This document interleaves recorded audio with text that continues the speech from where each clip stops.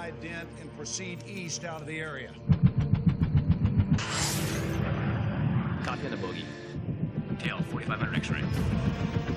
Sir, it says here 4500X was shot down 3 months ago, Afghanistan. It's got to be a mistake. Check again, then recheck. I did, sir.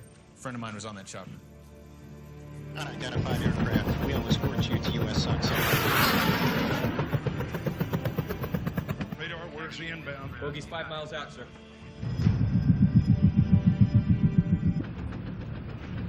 4500X, something's not right.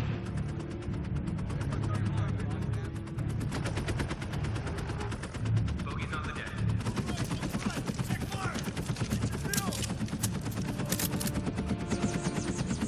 MH-53 pilot, power down now. Have your crew step out or we will kill you.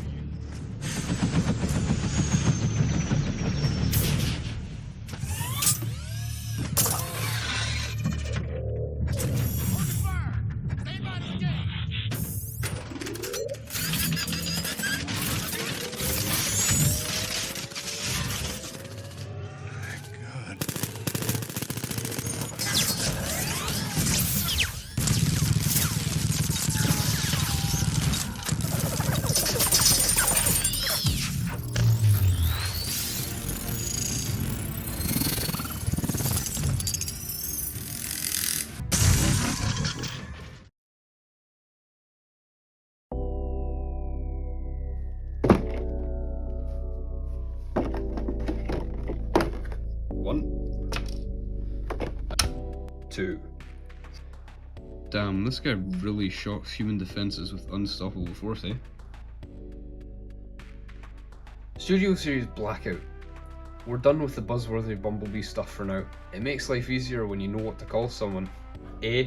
It's nice to have a figure that doesn't betray its own continuity. Yeah, I'm looking at you again. And on top of that, I like the features and colours, all the way from the tip of this stock thingy to his tail, where he wrote his name just in case he forgot it. If you're wondering why I've got 3 blackouts, by the way, this is the Studio Series one back here. That's what we're actually reviewing. This one I think's mainline from the first film, and this one, oh, look at him, look at him. This one was the first one that I got and I played it to death. Broke the stock thing. If it would zoom it, there we are.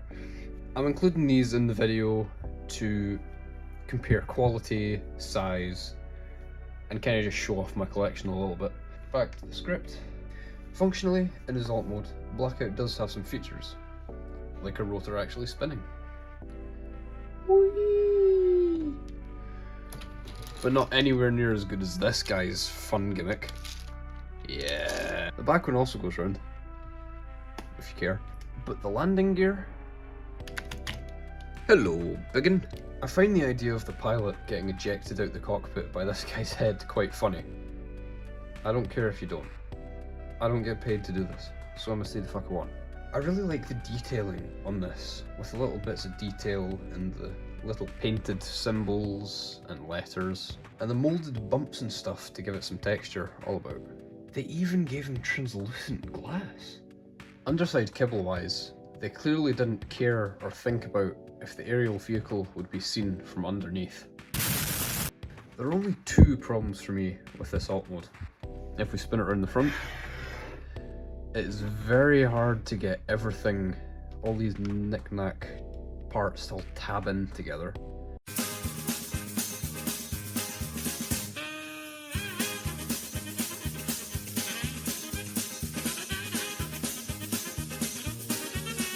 And if we spin around the back, it looks like they were going to add a hangar door for this bit here, because that looks like that would be able to connect over there maybe, but they just like ran out of money for that one part just to hide Scorponok. Speaking of Scorponok,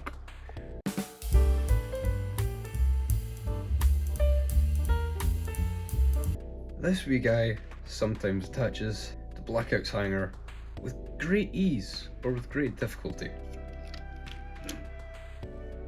Okay, it's going to play like that today then.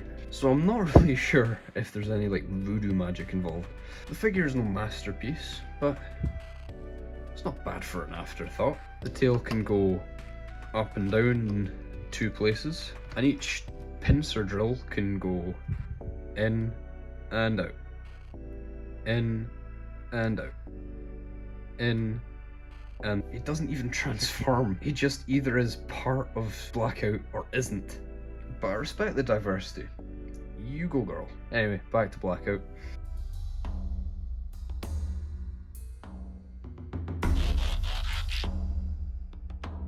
This guy's transformation was the first one made for the film, and it shows. There are so many moving parts at one time, making an interesting challenge to transform him, and I don't want to alarm anyone, but his rotor blade here is actually his back stabilizer, and that comes from there.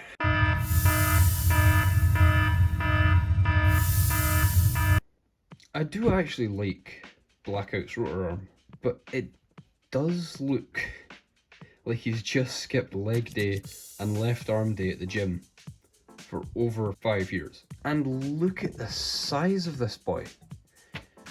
Bone Crusher's dwarfed. Now, despite the transformation, the massive parts isn't actually bad in this mode, because all of the bits that look like they've transformed actually have, rather than them just being molded detailed. As a result, this guy has fantastic detailing in his mode, but there are some design faults with this guy. For example, his hands.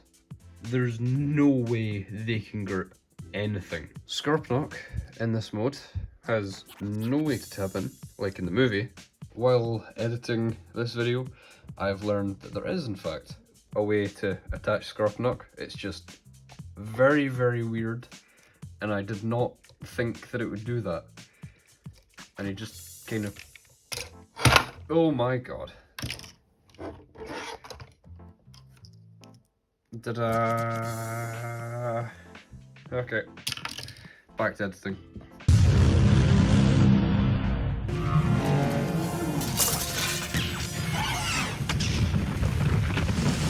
And on my copy, because of the way the legs rotate, a little stress mark has appeared right there. I have not had this for long. Just because they have to rotate in the transformation. And that makes me a little apprehensive to transform it and pose this guy. Posing this guy is scary to say the least. The arms can't really do anything, oh my god, unless if you still want it to look humanoid-ish. Like these bits can go up on a butterfly, these bits can go side to side, and it rotates, sure, then the arm disassembles itself. The ratchets at each conceivable hinge, oh my god, combined with the stress mark on the side, make the legs, the one posable area, not fun to deal with. Oh, and did I mention he's very top heavy? One final note I have is a question for the design team. Like, I know you're obsessed with penises, but surely there was something better you could have done with this. I promise, he's not usually like this. Rating the figure. Alt mode looks are decent, but there's not too much special. Cybertronian looks, he's quite imposing with great detailing. Playability, big guy gets points off for his fiddly transformation part forming, but 1 point back from integrated weapon storage. Functionality, having a minicon is a cool gimmick, but his posing is a no-no.